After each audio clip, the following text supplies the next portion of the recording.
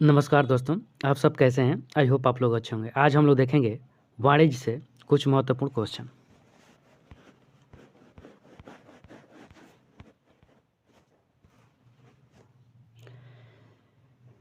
क्रिकपैट्रिक के 4 स्तरीय मूल्यांकन में सम्मिलित है।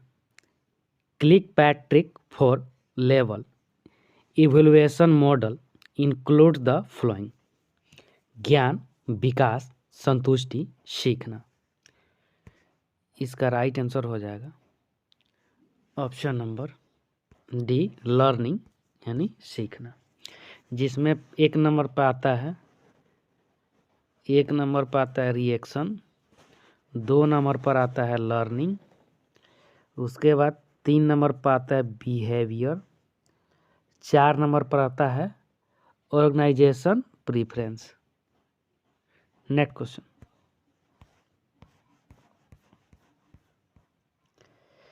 Concept is not associated with scientific management.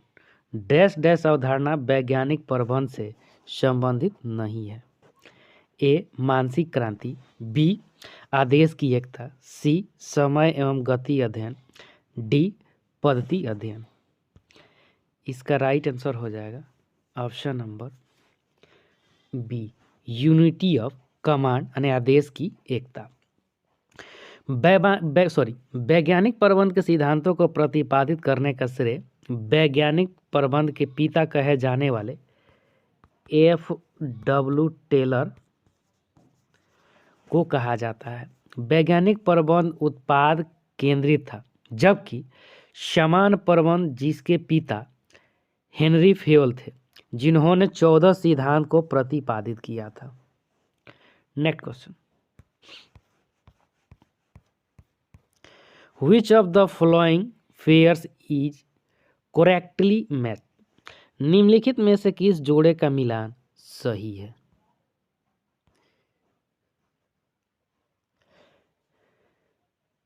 F.W. Taylor मानवीय संबंध दृष्टिकोण,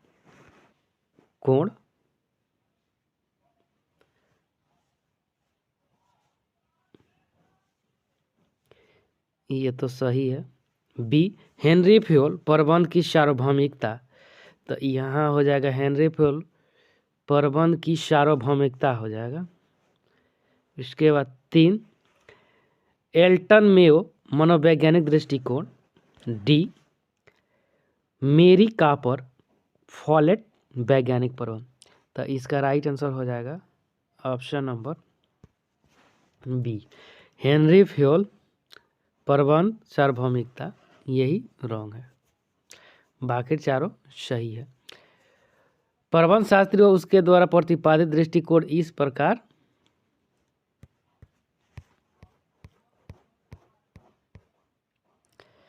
the third stage of consumer buying decision process, उपभोक्ता क्रय निर्णय प्रक्रिया का तीसरा चरण है विकल्पों का मूल्यांकन, सूचनाओं को खोजना, क्रय निर्णय, इनमें से कोई नहीं। इसका राइट आंसर हो जाएगा option number A, evaluation of alternative, विकल्पों का चयन, जिसमें समस्या की पहचान करना, सूचनाओं की खोज करना, विकल्पों का मूल्यांकन करना, क्रय निर्णय करना और क्रय पश्चात व्यवहार करना। Next question,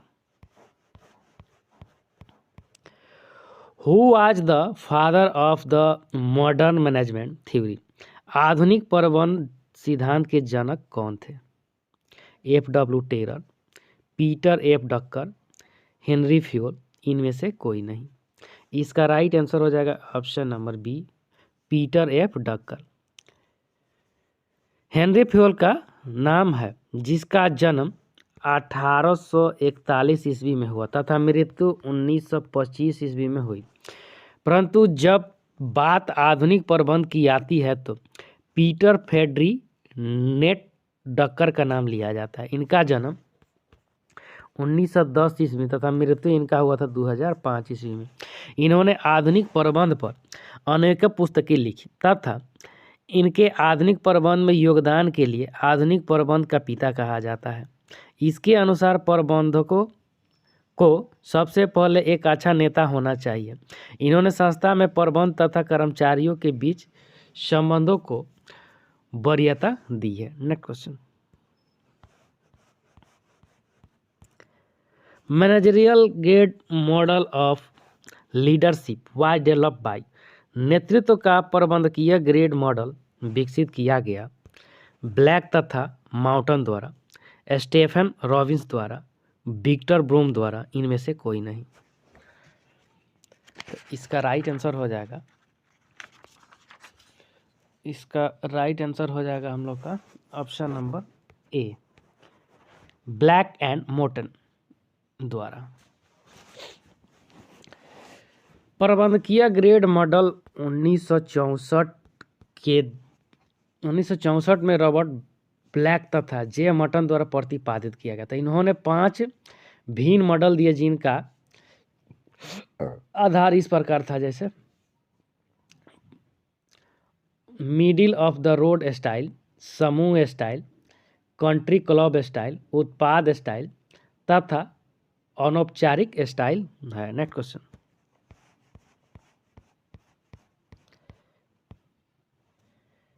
according to Theo Haimann the concept of management are. Theo Haimann के अनुसार प्रबंध की अवधारणाएं हैं 2, 3, 4, D none of the above, इनमें से कोई नहीं। इसका राइट आंसर हो जाएगा ऑप्शन नंबर बी, 3 है। प्रबंध एक प्रक्रिया के रूप में, यानी मैनेजमेंट एज अ प्रोसेस है। नंबर 2, प्रबंध एक अनुशासन के रूप में, management as a discipline. Number 3, प्रबंध एक संज्ञा के रूप में, management as a noun. Next question, the scientific management theory given by. वैज्ञानिक प्रबंध के सिद्धांत के जन्मदाता थे F.W. Taylor, Henri Fayol, George R Terry, इनमें से कोई नहीं। इसका राइट आंसर हो जाएगा ऑप्शन नंबर ए, F.W. टेलर। वैज्ञानिक प्रबंध के सिद्धांत के जन्मदाता F.W. टेलर थे। इनका जन्म अमेरिका में हुआ था।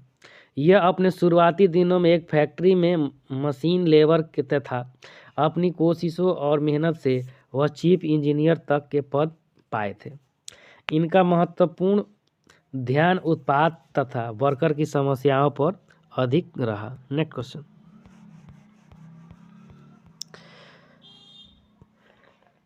The theory of bureaucracy was given by. नौकरशाही का सिद्धांत दिया गया है हेनरी फ्योल द्वारा, एल्टन मेयो द्वारा, मैक्स वेबर द्वारा, इनमें से कोई नहीं। इसका राइट आंसर हो जाएगा option number C, Max Weber के द्वारा दिया गया है। मैक्स वेबर के अनुसार नौकरशाही किसी भी संगठन के व्यवस्थित गठन का आधार है।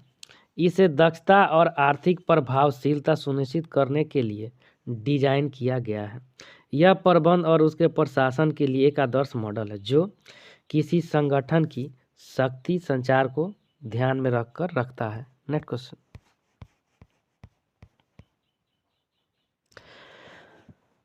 The father of brainstorming was. मस्तिष्क मंथन के जनक थे Elton Mayo, Alex F Osborn, Henri Fayol, इनमें से कोई नहीं। इसका राइट आंसर हो जाएगा option number B, Alex F Osborn. Alex F Osborn को मस्तिष्क मंथन का पिता कहा जाता है। वास्तविक शब्द थिंक अप है, जिसका तात्पर्य है एक समूह अपने सदस्य द्वारा लाए गए सभी विचारों पर सहजता से उसके समाधान के बारे में विचार करता है। Next question, the most important source of ways differentials is. सबसे महत्वपूर्ण वेतन विभिन्नता का कारण है क्षेत्रीय विभिन्नता, कौशल, संघीकरण, सापेक्ष खतरा। इसका राइट आंसर हो जाएगा ऑप्शन नंबर बी, स्किल यानी कौशल। वेतन कुशलता के अनुसार अलग अलग होता है। जो कर्मचारी जितना कौशल होता है वह अपनी कुशलता के आधार पर उतना वेतन या आय अर्जित कर सकता है। नेक्स्ट क्वेश्चन,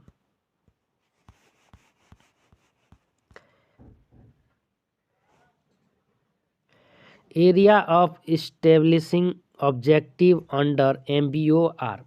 एमबीओ के अंतर्गत उद्देश्य निर्धारण के क्षेत्र हैं बाजार अवस्थिति, नवप्रवर्तक, औद्योगिक संबंध, जन लेखादेता, उत्पादकता, औद्योगिक नीति। तो इसको सेटिंग करेंगे हम लोग तो आ जाएगा आपका 1 2 4 5, यानी इसमें हम लोग का 3 नहीं होगा, यानी हम लोग का इसमें 3 इंडस्ट्रियल ही नहीं होगा, बाकी बाजार अवस्थिति, नवप्रवर्तक, उत्पादकता और औद्योगिक नीति ये सभी होगा। इसका राइट आंसर हो जाएगा option number B. Next question,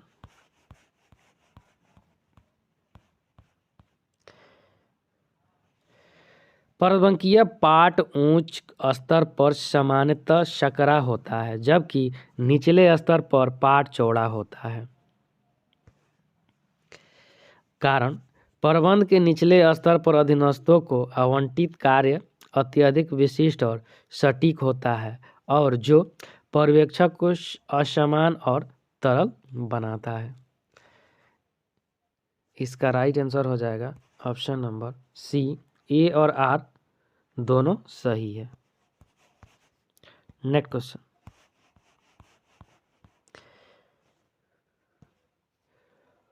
who pronounced theory Z. Z सिद्धांत किसने प्रतिपादित किया? William Ouchi, Peter F Drucker, Joseph A Juran, Douglas McGregor. इसका राइट आंसर हो जाएगा option number A, William Ouchi के द्वारा दिया गया था, जबकि अभिप्रेरण के एक्स और वाई सिद्धांत का प्रतिपादन डगलस मैकग्रेगर ने दिया था। Next question, another name of matrix organisation is. Matrix संगठन का अन्य नाम है नम्य संगठन, भौगोलिक संगठन, परियोजना संगठन, उपयुक्त में से कोई नहीं। इसका another name of matrix organisation is. Matrix संगठन का अन्य नाम है नमन्य संगठन, भौगोलिक संगठन, परियोजना संगठन, उपयुक्त में से कोई नहीं। इसका राइट आंसर हो जाएगा option number C, project organisation यानी परियोजना संगठन। नेक्स्ट क्वेश्चन, यह विचार कि प्रबंध अपनी अयोग्यता के स्तर तक पदोन्नत होने लगता है क्या कहलाता है? तरक्की सिद्धांत, पार्किंस सिद्धांत, पीटर सिद्धांत, जॉब डिजाइन सिद्धांत। इसका राइट आंसर हो जाएगा option number D, the job design principle. प्रबंधकीय ग्रेड में उन प्रबंधकों जिनका सरोकार उत्पाद से कम या न हो सिर्फ व्यक्तियों से होता है को प्रबंधकीय ग्रेड 1.9 प्रबंध की श्रेणी में रखा जाता है, जबकि यदि उत्पाद से अधिक सरोकार व व्यक्ति से कम संबंध रखा जाए तो उसे प्रबंधकीय ग्रेड 9.1 के अंतर्गत रखा जाता है। नेक्स्ट क्वेश्चन,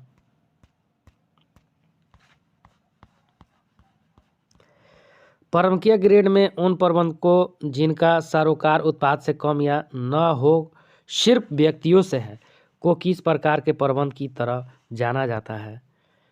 1.1 प्रबंध, 5.5 प्रबंध, 9.1 प्रबंध, 1.9 प्रबंध। इसका राइट आंसर हो जाएगा ऑप्शन नंबर डी, 1.9 मैनेजमेंट यानी प्रबंध। नेक्स्ट क्वेश्चन,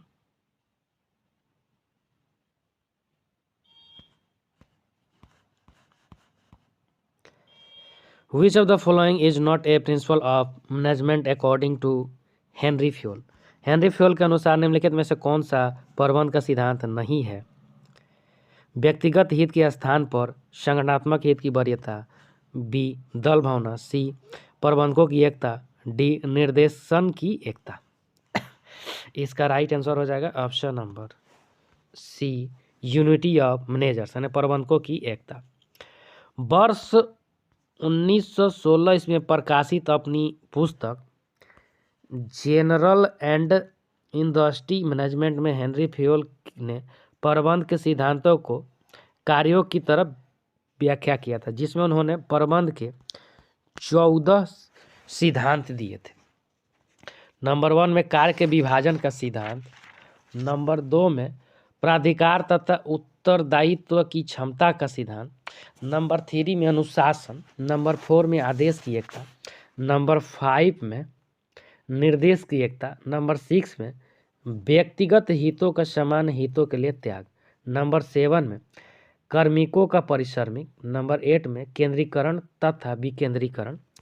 उसके बाद नंबर 9 में आ जाएगा सोपान श्रृंखला, नंबर 10 में व्याख्या यानी सामग्री व सामाजिक, नंबर 11 में क्षमता, 12 में कार्मिकों के पदावधि की स्थिरता, नंबर 30 पहल करने की क्षमता, 40 में सहयोग भावना का दल होना चाहिए। ये हेनरी फ्योल का 14 सिद्धांत है। Next question, the managerial function of organisation involves, संगठित करने का प्रबंधकीय कार्य किससे समाविष्ट करता है? ए, बदलती स्थितियों के प्रकाश में योजना का पुनरावलोकन तथा समायोजन करना। बी, उद्देश्यों को संपादित करने के लिए कार्यक्रम निश्चित करना। सी, किए जाने वाले कार्यों और कर्तव्यों का ढांचा तैयार करना। डी, दूसरों से काम पूरा करवाना। इसका राइट आंसर हो जाएगा option number C, creating a structure of function and duty to be perform, किए जाने वाले कार्यों और कर्तव्यों का ढांचा तैयार करना। नेक्स्ट क्वेश्चन,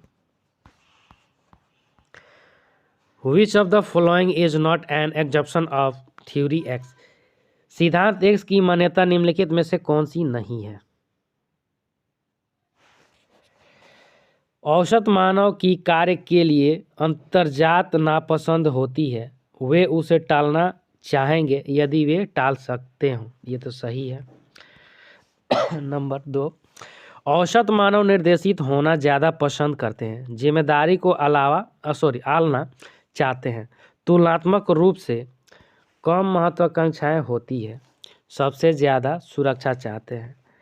सी, औसत मानव न केवल जिम्मेदारी को स्वीकारना उचित स्थितियों में सीखते हैं, परंतु उसे पाना चाहते हैं। तो इसका राइट आंसर हम लोग का हो जाएगा C. Next question, which of the following has refined Maslow theory of motivation by proposing a हेरकल ऑफ 3 नीड्स, निम्नलिखित में से किसे मैस्लो के प्रेरण सिद्धांत को 3 आवश्यकताओं पदानुक्रम प्रस्तावित करके संशोधित किया गया है? मैक्लेलैंड, उसके बाद एल्डोफर, हर्जबर्ग, ब्रोम। इसका राइट आंसर हो जाएगा ऑप्शन नंबर बी, एल्डोफर।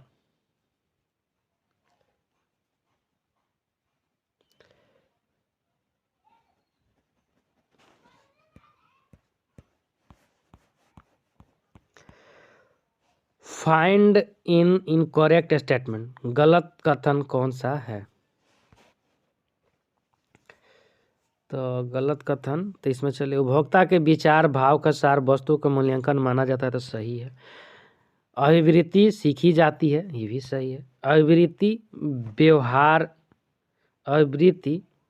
व्यवहार की समर्था होती है, यही गलत है। एप्टीट्यूड में प्रेरणात्मक गण होता है, सही है। नेक्स्ट क्वेश्चन,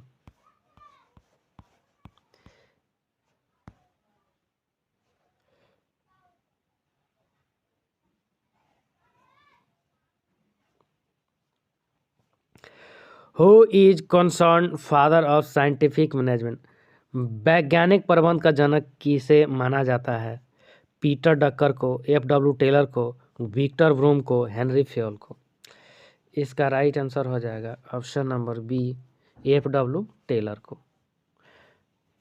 वैज्ञानिक प्रबंध का जनक अमेरिकी प्रबंध शास्त्री एफ.डब्ल्यू. टेलर को माना जाता है, जबकि प्रबंध सिद्धांत का जनक हेनरी फ्योल को माना जाता है। नेक्स्ट क्वेश्चन,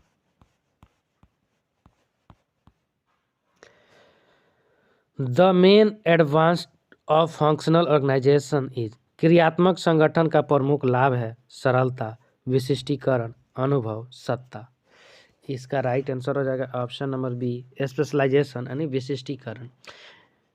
क्रियात्मक संगठन की अवधारणा का विकास वैज्ञानिक प्रबंध के जनक F.W. टेलर महोदय ने किया था। क्रियात्मक संगठन का सबसे प्रमुख लाभ विशिष्टीकरण होता है, क्योंकि इसके अंतर्गत कर्मचारियों में कार्यों की योग्यता एवं क्षमता के अनुसार वितरित किया जाता है। Next question, which of the following is the most democratic form of organisation? संगठन का सर्वाधिक प्रजातांत्रिक रूप निम्नलिखित में से कौन सा है? लाइन तथा स्टाफ, क्रियात्मक, समिति। इसका राइट आंसर हो जाएगा ऑप्शन नंबर डी, कमिटी यानी समिति। संगठन का सर्वाधिक प्रजातांत्रिक रूप समिति है। संगठन के इस प्रकार के अंतर्गत सीमित व्यक्तियों का समूह है जिन्हें कुछ प्रशासनिक कार्य सौंपे जाते हैं। वे उन पर स्वतंत्र विचार विमर्श करने के बाद सामूहिक निर्णय लेते हैं। थैंक यू फ्रेंड, अच्छा लगता है लाइक, सब्सक्राइब और शेयर जरूर करें, साथ में बेल आइकन का बटन दबाना नहीं भूलें।